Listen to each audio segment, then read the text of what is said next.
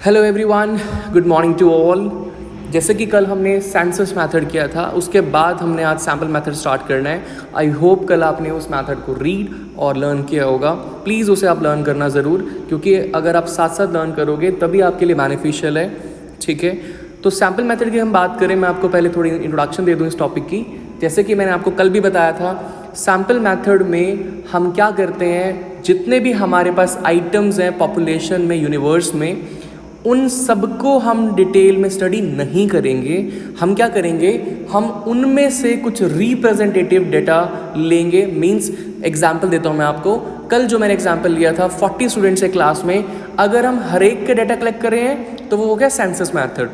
Sample method में क्या होगा, हम हर एक का डाटा कलेक्ट नहीं करेंगे। हम क्या करेंगे, हम उनको ग्रुप्स में डिवाइड करेंगे। हर ग्रुप से कोई ना कोई रिप्रेजेंटेटिव आइटम लेंगे जो बाकी सबको रिप्रेजेंट करेंगे।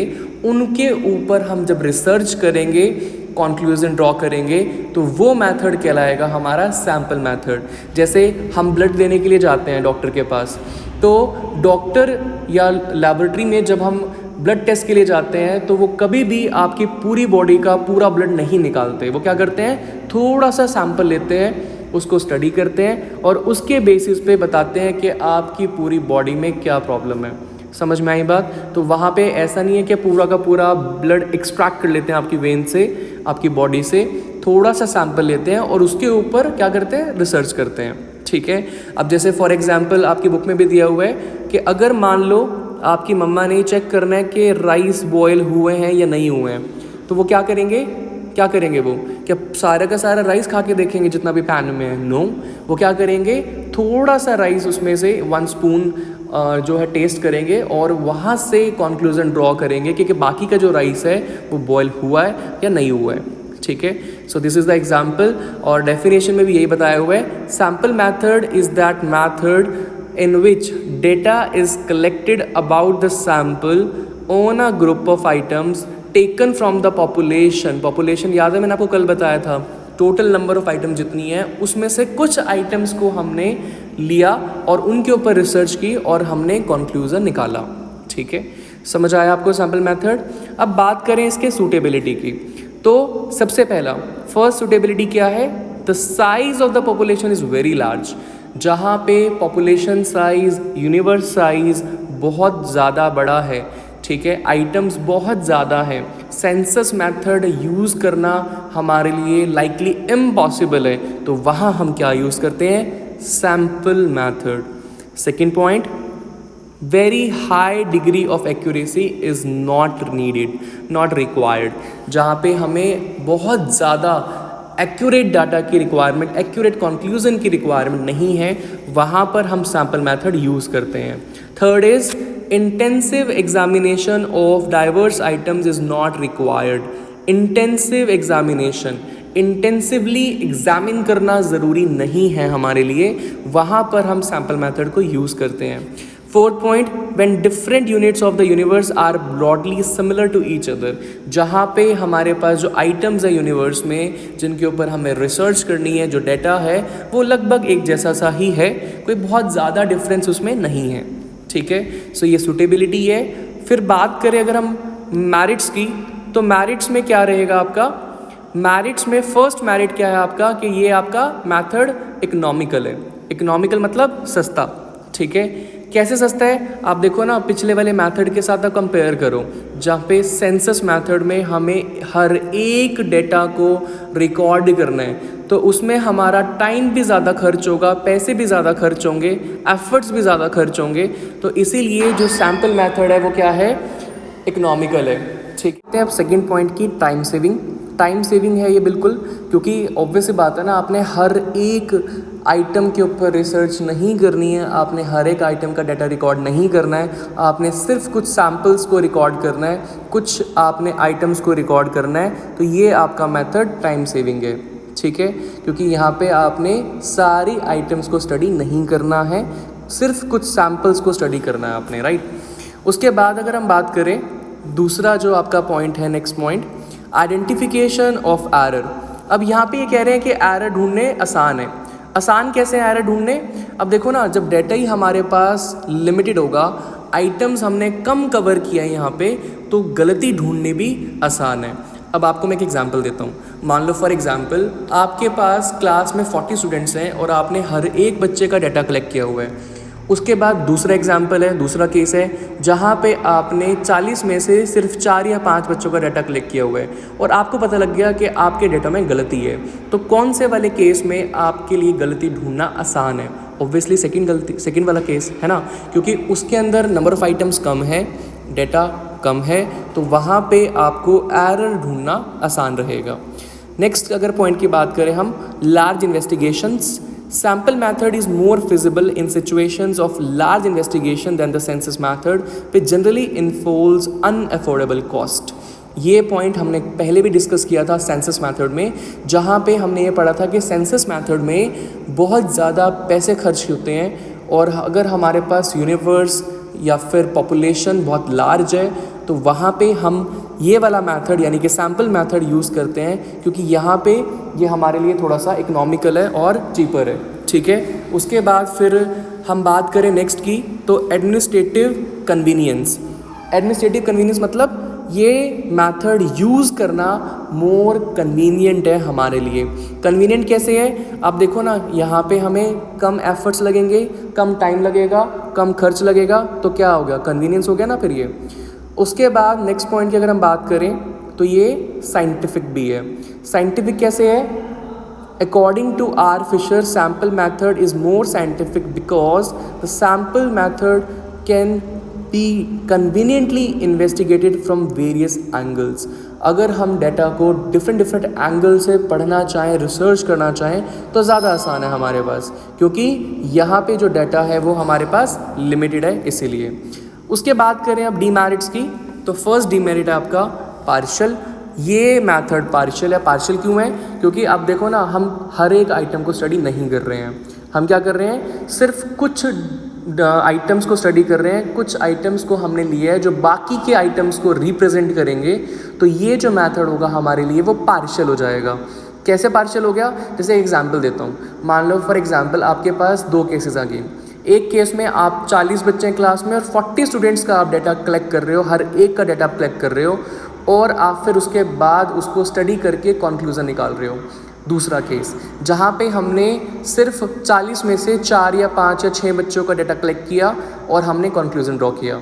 अब आप खुद सोचो, अगर वो 6 बच्चे जो हमने लिए हैं, अगर वो 6 बच्चों का डाटा बाकियों के डाटा से बहुत ज़्यादा डाइवर्स है, ठीक है, तो जो कंक्लूज़न आएगा वो भी पार्शियल आएगा।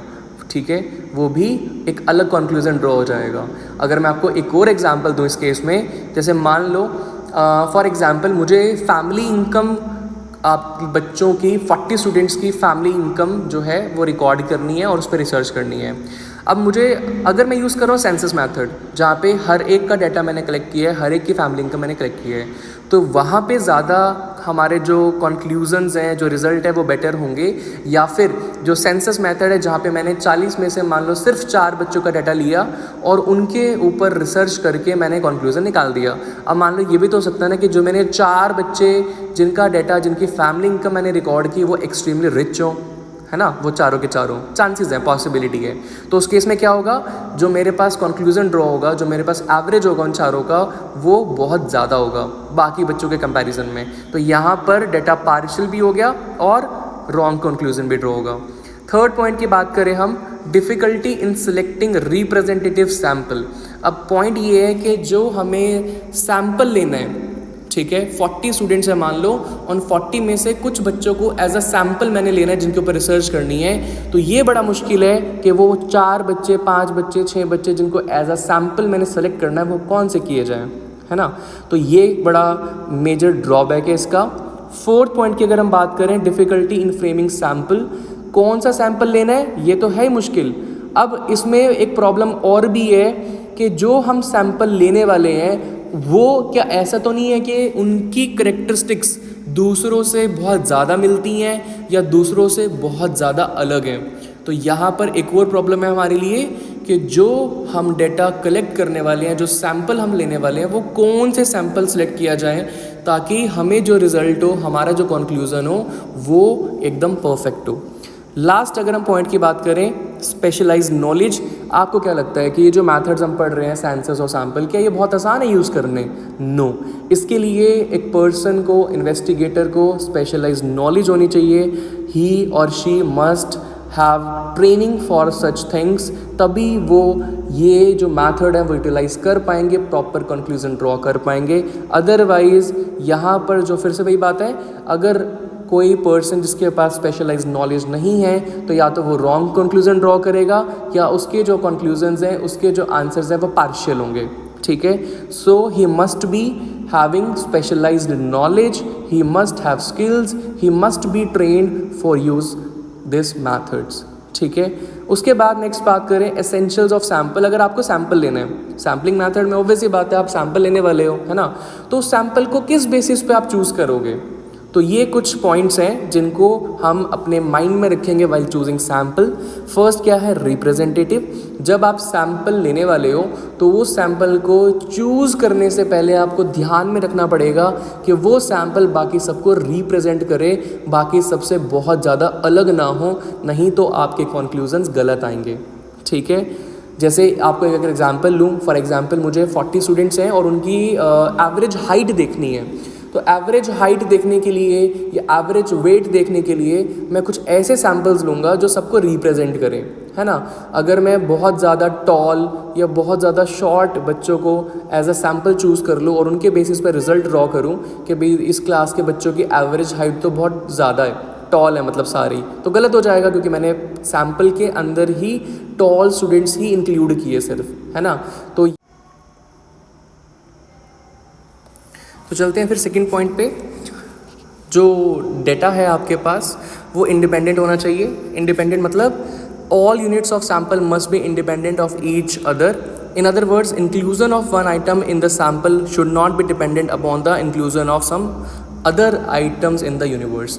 मतलब ऐसा नहीं होना चाहिए कि अगर आपको एक आइटम चूज़ करनी है पॉपुलेशन में से तो उसके साथ दूसरी भी करनी पड़े उससे मिलती जुलती, ऐसा नहीं होना चाहिए। सारे के सारे आइटम्स इंडिपेंडेंट होने चाहिए। ठीक है, कोई भी हम जो चाहें उसे चूज़ कर सकते हैं, कोई पार्शियल रिजल्ट ड्रॉ नहीं होगा उससे। तो इस तरीके से हमें डेटा को, सैम्पल को कलेक्ट करते हुए ये ध्यान में रखना है कि वो सारे एक दूसरे के इंडिपेंडेंट होने चाहिए। उसके बाद हम बात करें होमोजेनिटी की, तो होमोजेनिटी का क्या मतलब है कि जो डेटा हम यूज़ कर रहे हैं कंक्लूजन ड्रॉ करने के लिए, यानी कि जो हम सैम्पल इकट्ठा कर रहे हैं वो होमोजीन होना चाहिए। होमोजीनियस का क्या मतलब है? देखो, होमोजेनिटी क्या होगा, कब होगा? जैसे मान लो मैं आपको एक एग्जांपल देता हूँ। मान लो फॉर एग्जांपल हमें क्लास 11th कॉमर्स के बच्चों का डेटा कलेक्ट करना है, तो ऑब्वियस ही बात है ना, उस केस में हम कॉमर्स के बच्चों का ही डेटा कलेक्ट करेंगे। ऐसा तो नहीं होगा ना कि हमने एक तरफ क्लास 11th कॉमर्स के बच्चों का डाटा ले लिया और दूसरा हमने क्लास LKG के बच्चों को बुलाया और उनका डाटा कलेक्ट कर लिया और दोनों को हम कंपेयर करना शुरू कर दिया, रिजल्ट कंक्लूजन ड्रॉ करना शुरू कर दिया।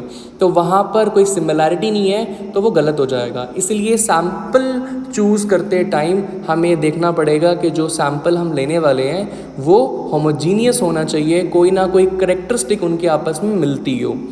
लास्ट पॉइंट अगर हम बात करें एडिकेसी की, मतलब डेटा जो हमारे पास है, अब मान लो फॉर एग्जांपल मैं आपको दूं, अगर आप लैबोरेटरी में गए और वहाँ पे टेस्ट के लिए आपने ब्लड देना है, तो ब्लड कितना लेगा डॉक्टर, ठीक है, उसके लिए उसको वो नॉलेज है, ठीक है, क्योंकि कितना एडिकेट है ब्लड टेस्टिंग के लिए, सही कंक्लूजन ड्रॉ हो, वो उसे पता है। उसी तरीके से आपने जब सैम्पल कलेक्ट करना है टोटल पॉपुलेशन में से, तो आपको भी एडिकेट सैम्पल डेटा कलेक्ट करना है ताकि आपके रिजल्ट्स सही निकलें। ऐसा ना हो कि आप इम्पॉर्टेंट कंटेंट छोड़ दो, थोड़ा सा ही सैम्पल आप यूज़ करके और पूरे जो पॉपुलेशन है उसके आप कंक्लूजन ड्रॉ करने की कोशिश करो, तो वो गलत होगा। मींस आपके पास जो सैम्पल है वो एडिकेट होना चाहिए, इनफ होना चाहिए आपके पास कंक्लूजन ड्रॉ करने के लिए। ठीक है, तो आज के लिए इतना ही। थैंक यू वेरी मच, और प्लीज़ आप इसे ज़रूर पढ़ना, लर्न करना